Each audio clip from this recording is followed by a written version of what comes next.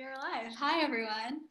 Happy New Year. Welcome to our webinar on breaking the silence around perinatal distress. Thank you so much to JOFA for helping raise awareness and destigmatize this very important issue in our community. My name is Leah Greenwood. I am enrolled at the University of Pennsylvania, completing the final semester of my Bachelor of Science in Nursing and also pursuing my master's in the Nurse Midwifery Women's Health Practitioner program. I am really excited to be moderating today's webinar. If you have any questions at all during the session, you can comment in the chat on Zoom or on our Facebook Live link, and I'll try my best to address them to our presenter, Lauren Shapiro. Hi, Lauren. Lauren is a freelance. Hi. Lauren is a freelance journalist with a special interest in women's issues and parenting. She lives with her husband and 3 kids, Ari, Shai, and Aviva, in South Africa. Most relevant to us today, Lauren herself is a survivor of PND, Peri-Natal Distress, which we'll talk about further. She's the author of a memoir titled Through the Window, How I Beat PND. The book tells a very intimate story of her personal struggle with PND during the pregnancy of her daughter, Aviva. One reviewer noted that it is essential reading for anyone considering having a baby and for professionals who take care of expectant moms. And I'd just like to echo that by saying that for me personally, reading the book was eye-opening and it was an amazing read. We're going to start with Lauren just going over a quick overview of her story. And then Lauren has prepared some readings for us from her book so that you can feel a little bit more of the emotional aspect of her story. And then I'll start asking Lauren some more nitty-gritty questions about how we as a community can help women who are going and their families who are going through PND. So with that, I'll turn it over to you, Lauren. I just want to start at the beginning. This wasn't your first pregnancy. So can you tell us a little bit about your family and what went into the decision to have another child and the process of getting pregnant again? Okay, so first of all, thank you, Liat and Rivka, for organizing. Welcome. Thank you to everyone for watching this. I'm really, really excited to be sharing this story so that we can destigmatize this very important issue. My story, I married my husband in 2006 and we had 1 little boy and then we had another little boy and we decided to try for another one. Either way, you know. And I sailed through the first 2 pregnancies. I loved being pregnant. I looked like I was just, you know, swallowing a soccer ball. I was glowing and radiant and full of energy, and my hair was glossy and my nails were strong and everything was just like perfect. And birth, okay, it's not a walk in the park, but I handled the births and gave birth to 2 beautiful boys, and that's all that mattered. And, you know, moving right along, I didn't realize that some of the experiences births did have a deep case of, well, you know, mom's alive, baby's healthy, nothing matters. Sometimes there are other things that matter, and this may or may not have had an influence on why, for some reason, after 2 perfect pregnancies, I found PND. So I'm gonna do it. Yeah, I was just. I'm gonna do a couple. Yeah. No, you go. I just wanted to just briefly skip forward to the end of the story. When you say you had PND, what did that mean? Just in terms of when did you first realize that? Was it at the very beginning of your pregnancy? Was it towards the end? How did that happen? This is one of the important things and why I'm so dedicated to spreading the story. I didn't think I could possibly have PND because I'd never had it before. And because PND is post-natal depression, right? I was still pregnant, so it couldn't be post-natal depression. And I wasn't depressed. I wasn't lying in bed all day. I was functioning, I was running around, I was getting school lunches done, I was getting the dinner on the table, I was meeting deadlines, I was doing family commitments, so I couldn't be depressed, right? So there are moves in the psychiatric world to relabel PND from post-natal distress to post-natal depression to perinatal distress. Peri means before and after, before, during, and after, so it can be when you're pregnant. And distress covers both depression and anxiety, which is how the PND manifested for me, and which is one of the reasons we didn't pick it up in time. And to say when we picked it up, I knew something wasn't right from the very beginning. With both the boys, I'd had terrible morning sickness and that first trimester fatigue where you actually just want to put matchsticks in your eyeballs. I'd had that, but it was still, it's one of the things that goes with pregnancy. And, you know, I was still happy underneath all that. I was like, oh, I feel sick, but it's for such a good cause. Whereas this time around, I was miserable and I was anxious and I was just really edgy all the time and couldn't see the joy in life. It was almost like my life had gone grayscale. The color had just gone. And I'd like to read a couple of extracts to show where it was coming up, because I journaled a lot through this process, which was very helpful in writing the book, but it was also helpful in sorting out my life at the time. So the first extract was when I was about 12 weeks, it says here, and I met an old friend for coffee. So I say, it was pleasant enough. She showed me pictures of her kids and cooed at mine. I didn't mention the bun in my oven, as we're still not quite at the 12-week mark. She asked about my family and told me about hers. She laughed and reached across the table to hold my hand when I said something she thought was funny. Yet it almost felt in a way as if I wasn't really there. It takes weeks, if not months, to coordinate these meetings in our overpacked schedules. And I'm starting to wonder if it's all worth it. I could have stayed in bed and read a book instead of the effort of 14 texts, finding parking, waiting around for her, enduring an hour of mediocre conversation, and then trekking home. Weird. I really used to enjoy her company. So this was a friend that normally I would be very excited to see, and it would have been an hour filled with laughter and smiles and joy. And it just left me cold. One thing that I do want to mention about the book, it's my personal story, but it's been endorsed by the South African Depression and Anxiety Group, and a specialist psychiatrist in PND has endorsed it with a foreword and afterword, and we've put footnotes all the way through. So for example, on this one, that was my personal experience, but to make it more relevant to readers, the advice from SADAG in the footnote is sudden or unexplained indifference to people or activities that interest you are a warning sign of PND. If you no longer enjoy things that used to bring you pleasure, speak to someone you trust about how you're feeling. So I didn't speak to anyone I trusted about how I was feeling. Instead, I berated myself for being such a negative person and such a pity partier, which didn't really help. Skipping forward a little bit, this is about a month later. I'm generally a very vibey, happy, positive person, and this was my diary entry from the start. Ways to die. 1, overdose, but would feel crap and probably puke all over the place. Would possibly have stomach pumped in time, then have to live with the stigma, plus would harm the baby. 2, slit wrists. Painful and overdramatic. I'd probably feel guilty and want to reverse it before I bled to death anyway. Then I'd have to clean up all the blood. 3, get run over.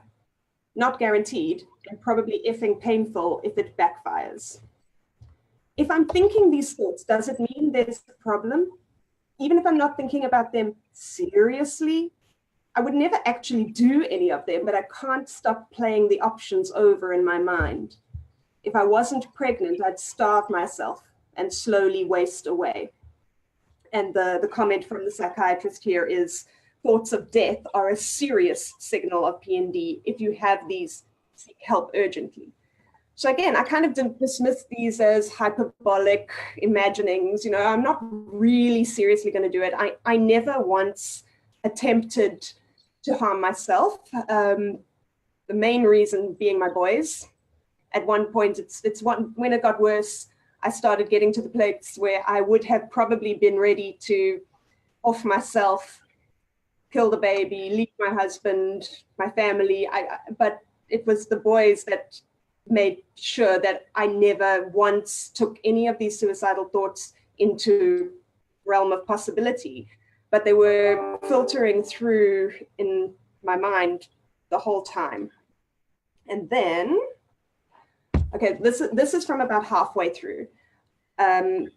This is a little bit graphic and no holds barred, but I really feel like it's important to share these things because people who have felt it might resonate with them and let them feel less alone, and people who haven't felt it could probably never imagine it unless someone tells them exactly what it feels like.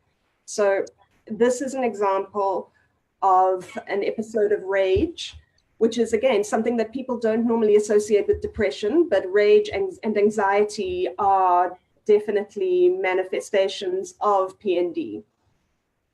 Okay, so I woke up feeling utterly miserable. Nothing happened. Nothing brought it on. I'm simply steeped in negativity and rage, astonishing, unfathomable rage. It's taking a lot of energy not to scream and holler and hit the walls and rip my clothes. I'm lonely, yet I couldn't look at anyone without venom shooting from my eyeballs. I'm so mad with the world. You've let me down, world. I had expectations. Have you forgotten me? I'm overwhelmed by a sense of pointlessness. Apathy eats at my soul like acid. There's no point in showering. I'll only get hot and sticky again. No point in getting dressed. For whom? For those on the outside looking in? Those who cannot possibly understand what I'm going through, who cannot help me? I'm a big, fat, bulging burden. I'm emotionally incompetent and extremely volatile. Elodie's gone to work. I was staying with a friend at this point. She asked me last night after dinner if I thought I'd cope by myself for a few hours. Yes, I'd said. It's been a really good couple of days. I'll be fine. You sure? She'd said, eyebrow raised. I tried not to be offended by that. Sure, I'm sure, I declared emphatically. Okay, she replied. I have one meeting and a proposal I need to finish, and then I'll come straight home. I'll be fine, Loads, don't stress. I'll read or putter around the house until you're done. Who knows, you might come home to freshly baked muffins. I grinned at her. Now she's gone, and I'm spiraling out of control, and there's no one to catch me. Please, someone save me. Hold me, contain me, protect me so I don't burst from the pressure of this negative energy. This is too powerful for me. I've been dragged into a dark mental alley, out of sight and earshot from the rest of the world. And now there are too many. They're too strong, too fierce. And I'm terrified, but I'm no match for them.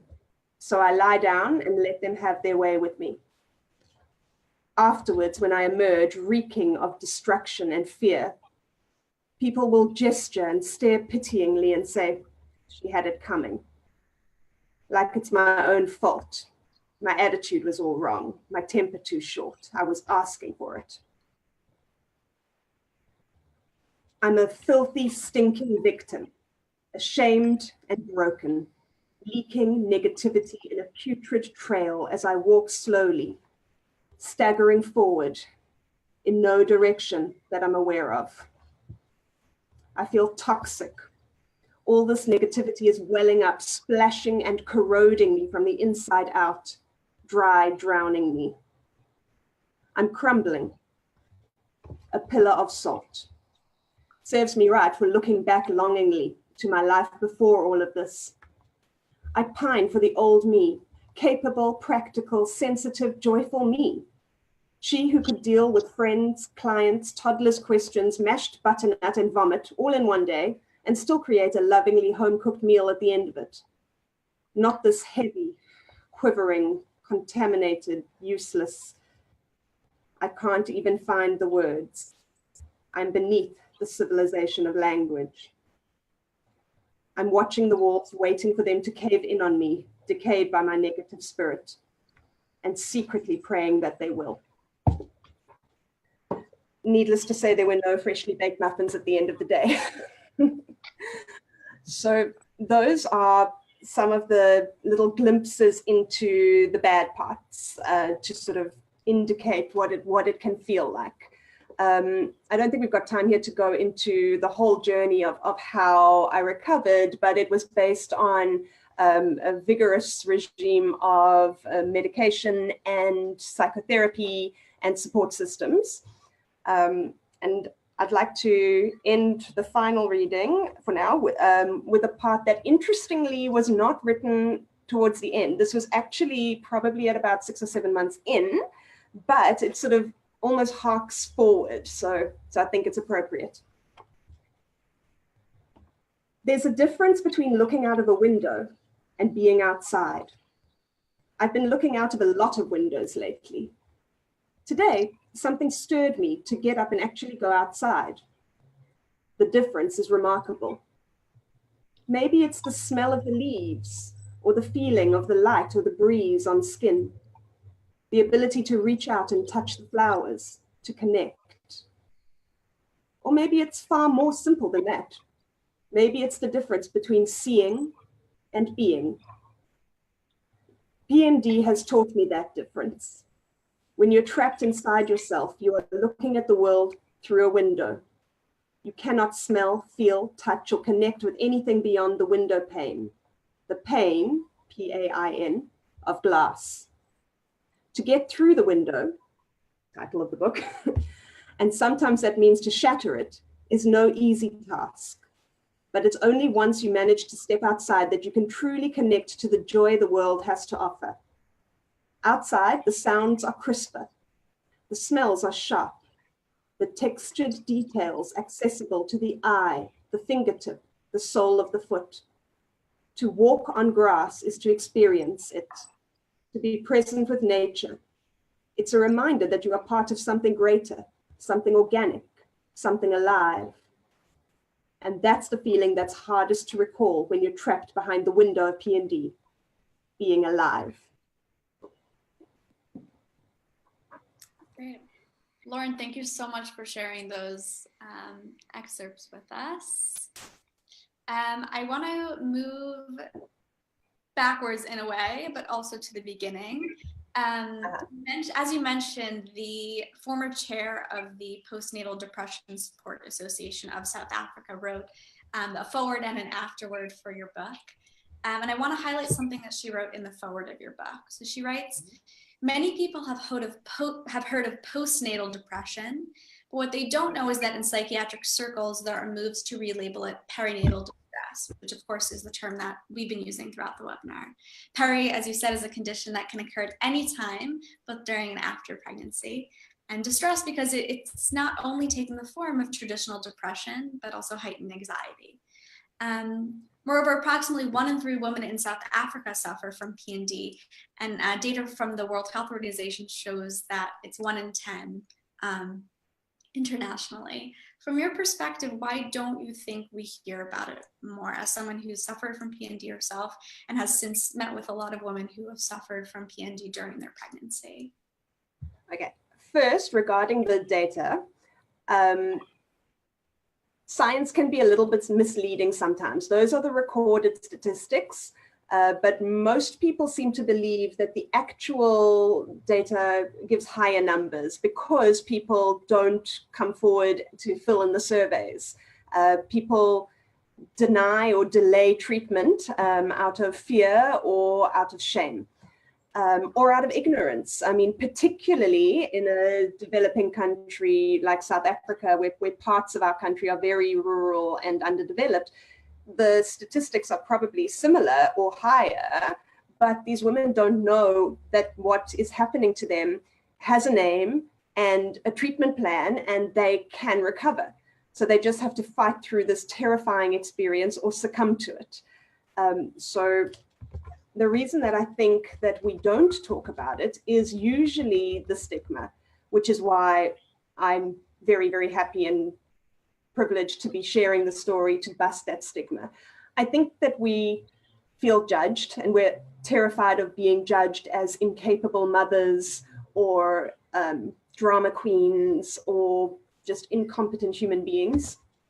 I think that there's also a big fear, certainly there was for me, of not being taken seriously. If I heard the phrase "be positive" one more time, I don't know what I would have done. Another favorite was "just pull yourself together." For me, there was also a fear of my children being taken away from me, my children that had already been born.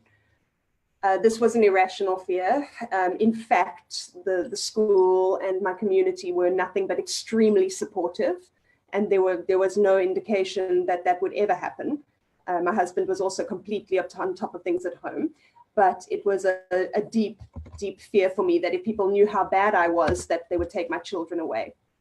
I think for quite a lot of people, especially in more conservative circles, I think that there's a fear of the impact that your situation will have on your children. For example, in getting a shidduch, or for a little bit of a lighter example, I had this image that my boys would be turned away from Harvard in 20 years because their mother was mentally deranged. You know, but I think it cuts deeper. I think it cuts into how people are going to treat your whole family. And I think that's another reason that people keep this bottled inside quite significantly. Then those are all the fears. And I think there's also quite a lot of guilt, which is why we don't talk about it. I think that there's a lot of guilt that our children might think we don't love them. I know we're going to talk in a little while about the impact that this has on young families and how to deal with it when you already have young children. But you don't want particularly the child in question to later in life look back and think they caused this pain to their mother, because that's not it. And also, I think there's a lot of guilt that you carry when you feel like you're resenting the blessings that Hashem's given you, especially when you have prayed for this baby and tried for this baby and your prayers have been answered, and you feel like you should just be glowing with gratitude and happiness and joy, and you feel like your soul is eating away at you inside, and you're like, why am I feeling this way? This is what I wanted, and I got what I wanted, so I feel very, very guilty not to be grateful for it. Yeah, that all makes a lot of sense, and I kind of want to address a bunch of those points. But just to start with the first one, you mentioned fear of judgment. And I want to kind of bring that into the context that I think our community can relate to the most. So there's one particular story in your book that I know I related to, and I think a lot of women in our community can relate to it the same. Read it. Yeah, exactly. When you were pregnant. Yeah, you want to read it? Yeah. Okay. The whole extended family is in town this weekend for Rosh Hashanah. Tonight we're having 16 people over for dinner. At 10 and a bit weeks pregnant, I haven't made the formal announcement yet, but the close family already know. Yet I'm dreading them coming over tonight. In fact, I've been dreading human contact in general lately. What can I find to say that's not depressing? Even if I keep my trap shut, people can read my expression. How will they interpret it? They'll be able to see my clothes, my weight, my demeanor. There be judgment. I was raised to be a strong, capable person, to keep my chin up and keep at it. Fortune favors the brave, count your blessings, best foot forward and all that. I've been avoiding my parents lately. I can't stand the thought of their seeing me like this, crumbling. I'm frustrated with myself. What the hell is wrong with me that I can't cope? And I'm frustrated with them for not understanding. But more than even the frustration, I'm overwhelmed by fear of disappointing them.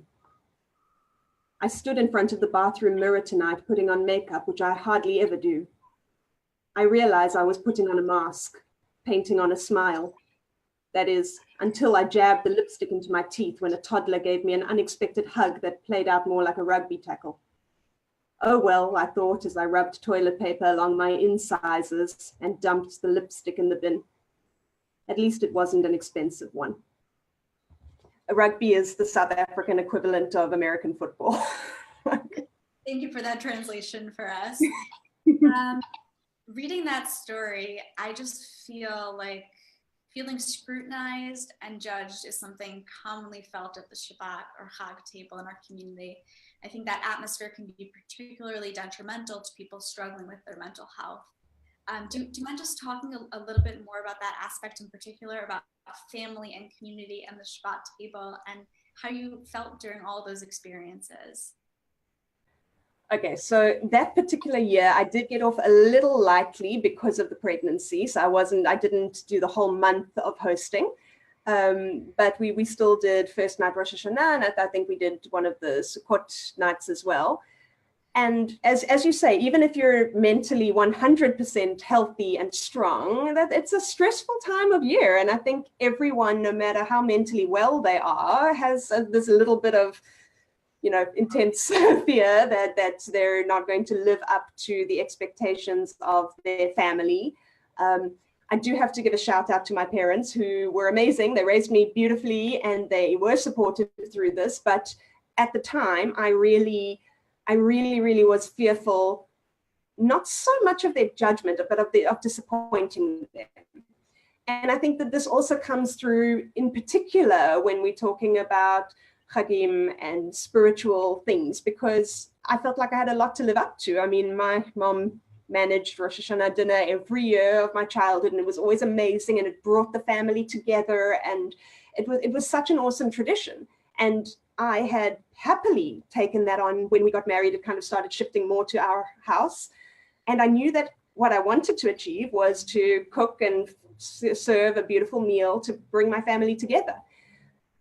And I really didn't want to see any of them, and I didn't want them to come, and I didn't want to have to smile, and I didn't want to have to greet people and host them and make stupid little small talk about whatever it was, because none of that was in the slightest bit relevant to me in my situation that I was in.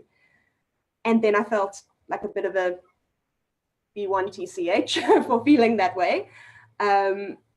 But I knew I had to do it, and I did. I went through the motions, and we served the 3 courses, and we talked the talk, and we sang the songs, and we did what we needed to do. And I remember kind of collapsing after the last person walked out the door. I was like, oh, thank God they're gone. Which is an awful way to end a simcha meal. It was just horrible. But I really felt like I was going through the motions. And I think that a lot of people who manage to go through the motions deny the possibility that there is something wrong, because they say, well, I'm coping, I'm functioning, so everything must be okay. And I think that that's a big problem. And I think that if people can realize that you should be loving life most of the time, and you deserve to be thriving most of the time, that if you're not, there might be a really good reason and treatment solution for that. And if I had realized that earlier, I might not have ended up as bad as I did, because I ended up having to be hospitalized and quite severely drugged on antipsychotics. But in the same way that if you treat a common cold early enough, you might not develop pneumonia, I think that if people picked up and treated PND earlier, it wouldn't have to get as bad. So that's why I want to share the story as far and wide as possible.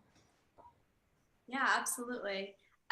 So in speaking about your family, I saw throughout the book how incredibly supportive your husband was throughout the whole course. You wrote about him a lot, but something in particular stuck out at me in a different way than the rest of the things you wrote about him. So at one point you write, guys are not programmed to call up a friend and say, hi, my life is falling apart, I'm barely holding it together. They do not cry in front of their friends. It makes them feel utterly weak and worthless. And with the experience that you have as a family now, what would you recommend to a man whose partner is suffering from PND? Okay, I am beyond blessed with the husband I have, and I think that becomes evident in parts of the book. I realize that a lot of men and other women who haven't experienced it don't understand what is happening. And I think that frustrates them hugely in 2 ways. One, Warren was extremely worried about me and felt very frustrated that he couldn't, fix the problem, because that's what guys want to do. They want to, take you to the doctor, get the pill, fix the problem, or before we even get to that stage, I should have just pulled myself together, right? So he wanted to say, okay, don't worry, honey, I'll cook dinner tonight. That'll take pressure off you, and then you'll be fine. So he was doing all these things to try to make me better, and they weren't working, which was deeply upsetting for him.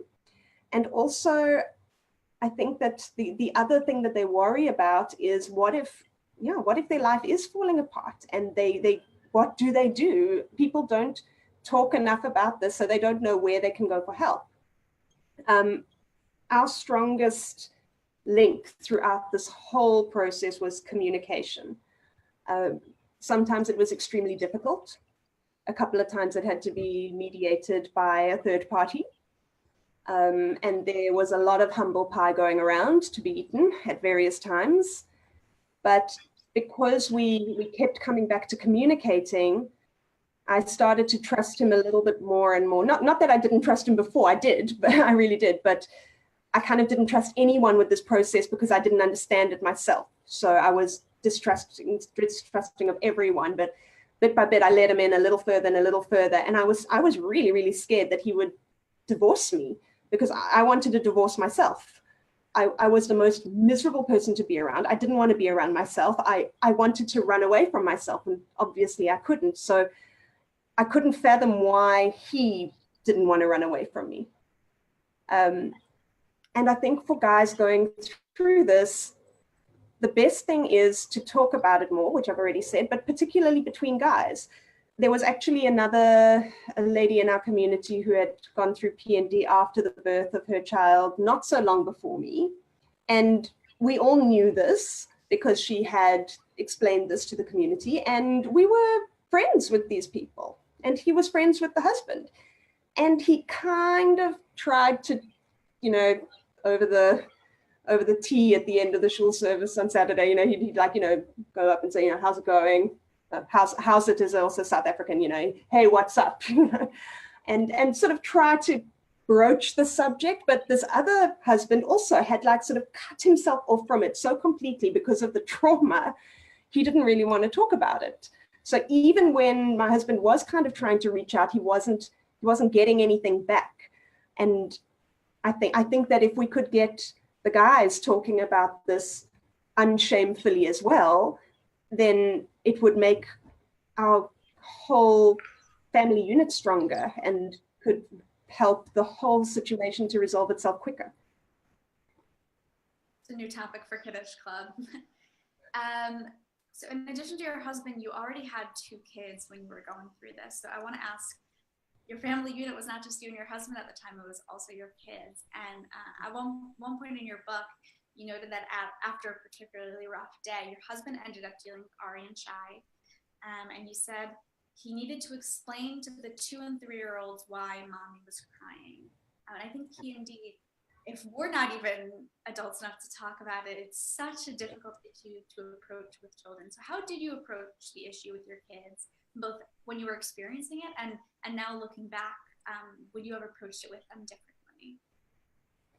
Okay. While we were going through it, the first port of call was to just shield them from everything until we could figure out what was going on.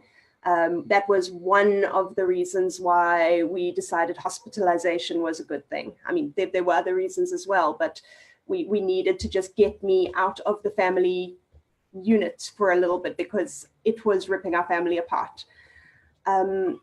And then how do you explain why mom's been locked up in a mental institution, because they won't even understand those terms. So eventually Warren just said to them, you know what, mommy's gotten a bit sick. So we've taken her to the hospital and the doctors will make her better and then she will come home, which was actually 100% true. And I think with very small kids, that's kind of enough at the time. I did speak to them on the phone occasionally and, just tried to be peppy for them for those couple of minutes. And when I came home from the hospital, also I was kind of expecting a hero's welcome and they were very, very cagey about it. They knew something wasn't right. My eldest started sleeping with the light on for the first time in his life. My younger one started playing up at various points, which may just have been being a toddler, but knowing what came before and after, that I now look back and now I can see there's a peak of sort of like aggressive, not aggressive, but like activity where he was sort of screaming for attention. And I think that would have had a lot to do with it. And as I got better, we started talking about it a little more. For example, we were going somewhere as a family one day and I was starting a panic attack in the car. And I started doing the deep breathing. I was going, I was trying to calm myself down. And the oldest one pipes from the booster seat in the back, said, "Mommy, why are you blowing?" And I just said, "It's really hot. I'm trying to cool myself down," because at that moment was not the time to turn around in the car and explain mental health to the 3-year-old. So like in the moment, again, first protocol is just shield them so that we can figure out what's going on. And then later that night, we can say, Mommy wasn't feeling very well. And as they get older, you can talk more about it. Since I've written the book, they all know about it now. My daughter is very proud that she's the one in the tummy on the cover, and I can't break it to her that it's just a stock image. But they all know now what it is. And their ages now are 5, 8, and 10. So they're quite a lot older now, so they can really, I can talk to them in more adult terms and without using the words mental illness and mental health, which might be a little airy-fairy for them. I can say to them, when mommy gets very, very overwhelmed and stressed, it just gets too much for her brain and she just needs a break so that she can feel better, so that she can be a better mommy and a better wife and a better journalist and a better this and that and the other. And they really are seeming to get it now. And now I can say to them, if I'm feeling a little jittery, you know what? It's not you. Mommy needs a time out. And they get it. They get it. And they realize now that it's not them.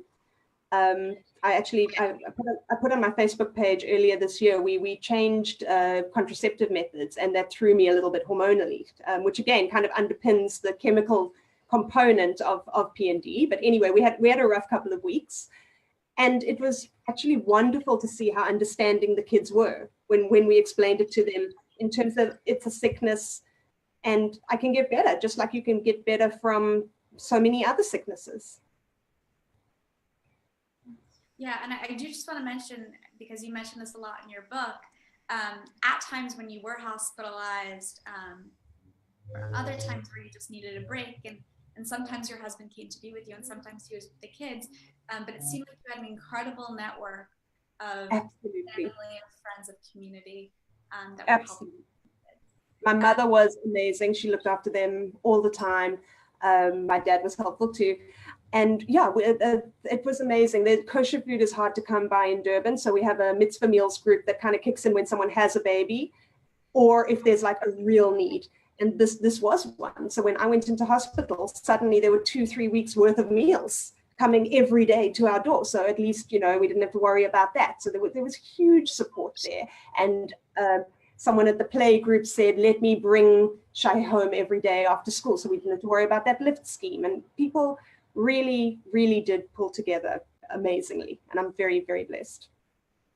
So it really does take a village sometimes. It's a whole team. It wasn't just you and one psychiatrist. It was you and your husband and your family and the community and a psychologist and everyone along the way.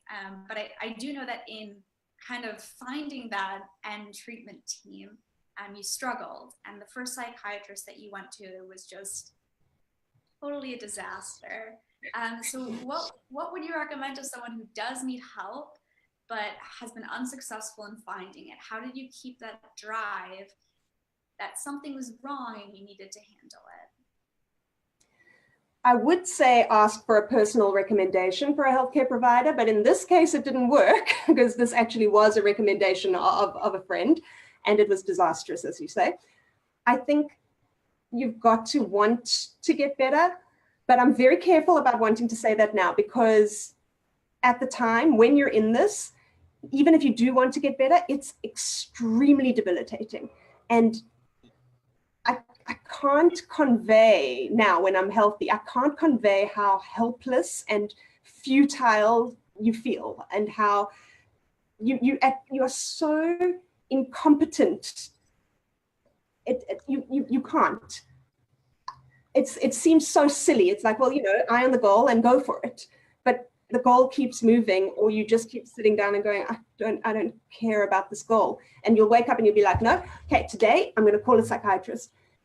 And then you just have a panic attack, and then you mope around for the rest of the day and you cry all afternoon. And by the end of the day, you still haven't called someone. And that's even more, disappointing. So I was very lucky that I had people pushing me and pulling me to go. A friend of mine who is a psychologist, but couldn't see me ethically, and she certainly isn't a psychiatrist, she was pushing me and giving me recommendations and that sort of thing. Warren was driving me to most of these appointments. Friends also helped with that. I think you've got to keep your eye on the ball, but you need your team to support you to do that. It's not always possible to just, want to get better enough that you make the right choices. It's not possible. So you need people to help you want to get better. Yeah, absolutely. So on a similar note, I actually had a question for you that wasn't so present in your book. Did you ever think about approaching your community Rav or some other kind of Jewish figure for pastoral support, either for you or for your family during this time?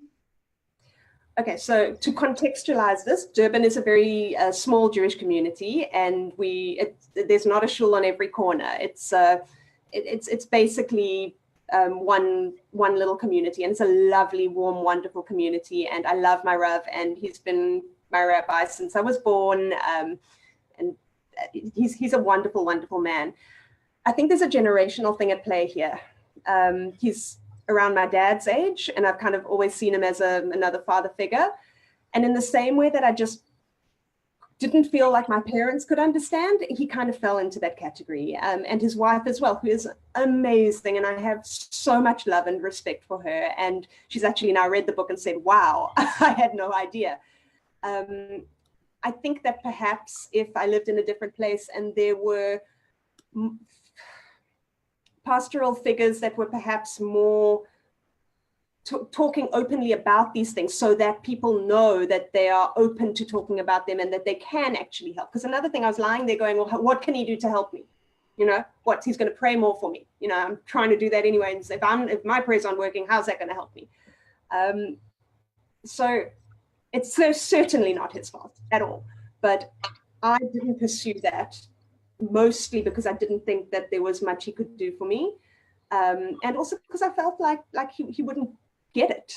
People of that generation didn't have PND. And I'm using the air verbs liberally here because my mother, looking back, says, she reckons she had it, but there wasn't a name and there wasn't a treatment plan. And she had to, force through that journey on her own. And I have so much respect for her and awe of her for doing that, because I barely made it out alive with an amazingly supportive partner, first-class medical team, a psychologist, drugs, and she had to do it without that. So I think that it's more of a generational thing, but I do think that if pastoral figures would talk more about this, and here I talk about mental health issues in general, not specifically PND, then I think that people would be more open to speaking to them about it. Yeah, I'm inclined to agree with you. I do want to go back for a minute to your mother, who, as you mentioned, at one point told you while you were struggling with PND that she thinks that she might have gone through the same thing or something similar after she gave birth to your sister. And we know that as with a lot of different types of mental illness, PND might have some kind of genetic link. But some women might be hesitant to have these kinds of conversations with their daughters. Especially in our community, we're very worried about things like shidduchim, and how that comes into play if you reveal that you have mental illness in your family. So from that perspective, why do you feel it's important to be open about PND? Okay, first of all, hi mom, because she's probably watching.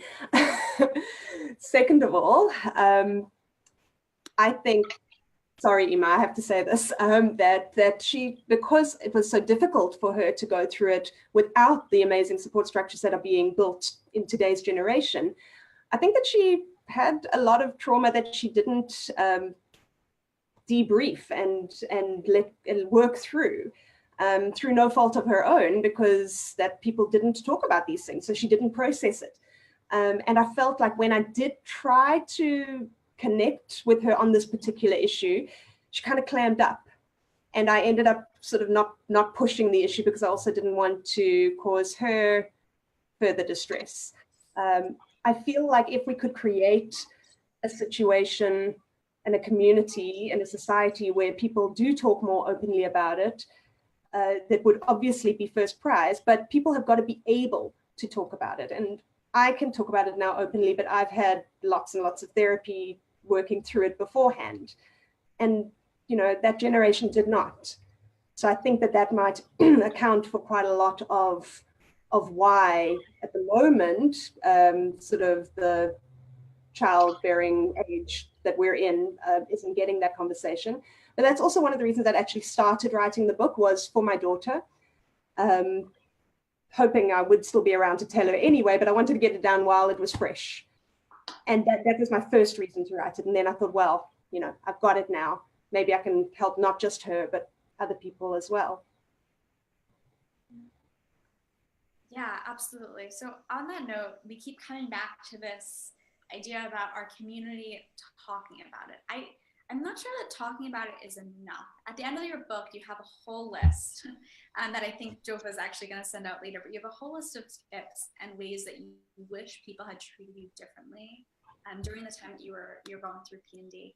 And I know it's hard to think of just a few, but what do you think are the most important things that people in the community can do to help women and families who are going through PND? Okay, so I went through the list, and it's quite long. I won't be able to read the whole thing here. I wrote it while I was still in hospital, just before I was discharged, because I was I was terrified, but the word is more like I was so scared that I didn't want to deal with people. And one of the things that for me was absolute worst through this whole process was when people would say, you know, how are you? How are you doing? Because I generally would either have to lie or kind of bare my butchered soul to anyone who asked. And I really didn't want to do either of those most of the time. So I hated just saying I'm fine, but I didn't really want to go into more detail. So I wrote this list for me, you know, please don't say this to me. Please don't ask me this. If I feel like I need to talk, please just listen. If I feel like I don't need to talk, please don't take it personally. You know, if I lose my sense of humor, you know, please forgive me. And if, you know, humor can be a wonderful medicine as well, but please direct humor not at me, but at, you know, things, and maybe not at my situation. And if I do sour a bit, if you get too close, you know, please respect that. And I think that finally at the end of it, because there are dozens of bullet points that I wrote in this list of what I wish I could say to people about PND. And I encourage anyone who reads the book to take that list and make it their own and slash out things that don't resonate for them and build on and add things that do resonate for them, because it is very particular for each individual. But the final one is, above all, please do not try to solve my problems. Loving interest and practical help are much appreciated, but giving me a self-help book with all the answers or drawing up a priorities delegation list for chores, which someone did for me, will not address the root of the problem with which I'm struggling. I thank you for all your input, including books and charts, etc., but ask that you not expect that they will fix me. Please don't get aggravated with me if I still feel like I'm floundering even after your input. With love and support, I will find the things that do work for me, and I will get better. Wow. Thank you so much for that one last line. I think that's definitely something that I can start to do. And I'm hoping that people who watch this can start to think about that as well. I just want to end on one last question for you. Your book is so incredibly intimate. For those of you who haven't read it, I really recommend it. But the way that it's structured, it includes text messages and pages out of your diary. You were so open and honest about your story. There's a few points in your book in particular, and some of which you actually read to us, where you very graphically open up about some of the very dark thoughts and hallucinations that you had about your children, about hearing voices, contemplating suicide. All of these is the book notes. And as a provider, I very much appreciated those footnotes, are signs of PND. And I'm so glad that I was able to see that vulnerabilities, that I could start to understand a bit more about what women with PND feel like. But why did you choose necessarily to include those parts of your story? How did it feel for you to include those experiences? Did you ever think about censoring your story not to include some of those thoughts? The first draft didn't go as deep, but it just read shallowly, and it kind of, I'm a writer by trade, so I'm kind of a little hard on myself when it comes to literary quality, but it just didn't seem authentic enough. And it felt like something that people read and go, yeah, okay, well, that was a nice story. And the reason people don't talk about it is because they're scared of those parts. And on the level that people do talk about it today, they're only talking about it at a superficial level, which is what my first draft was. And that wasn't going to change anything. And I felt like I had to dig deeper, to start the conversation at this level so that we could progress with this. So yes, I did censor it at the beginning, and then I would add in a few more, and then I'd go back to the diaries where I was brutally honest and open, with myself, and sort of say, okay, let's copy paste it in and then edit it up, and then there were whole themes that the first draft left out, and I was like, you know what, it reads hollowly when you don't put these themes in. So I sort of added them back in where they belonged. And still, there are still things that I can't cover. I mean, you can't cover a whole 9 months of extremely frantic mental thought in one book. And there are whole themes that I've left out because everyone has their stuff. And some of that stuff, some of that feelings for me were around stuff that I had before PND and I still have now, but I'm coped with it before and after. PND severely limits your ability to cope with things in life. So your stuff will be different to my stuff. And I thought that isn't necessarily going to help readers as much going into my personal details, but the details around the panic attacks and the dreams and the hallucination and the sort of voices and the fear, those are directly related to PND. So I felt that I had to put them back in if I was going to be able to reach anyone on a genuinely authentic level. And I definitely get the impression that you did. I just want to check. Okay, I don't think we have any, I don't have any more questions, and I don't think anyone else in the audience does, but is there anything that you just wanted to share with us before we sign off? First of all, I just want to say thank you so much for this opportunity to talk about this topic, because I feel like the more we talk about it, the better life and society can become, and the more supportive it can become, which is what we need. And in particular, I'd love to quote a woman, a blogger from the Times of Israel named Ruth Tepler-Roth, who recently wrote a story saying, mental illness is the new cancer. And that really resonated with me. And she was talking about it in reference to her children and shidduchim and things like that. And it hit home for me because, a generation ago, people wouldn't talk about the big C. And if they did, they'd use hushed voices. And now people are very open about cancer and treatment plans. And I feel like PND and many other mental illnesses are in that same boat now that cancer was a generation ago. And people are afraid of it, so they won't talk about it. So we can't treat it more effectively. And I would love to encourage everyone who's watching this to please talk about it openly. If you talk to someone who clams up when the conversation comes in, obviously you can be sensitive that they don't push them too far, but you might find that actually they'll open up and say, oh, I've been wanting to talk about this. Or even if they don't, it'll start something that someone else will need to hear later on. And the more we talk about it, the more healthy our society can become for us and for our children.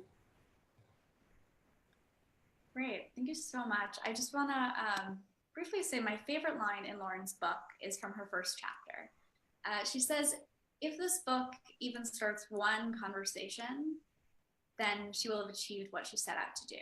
So I just want to end by thanking Lauren so much for starting this important conversation in our community here with us today.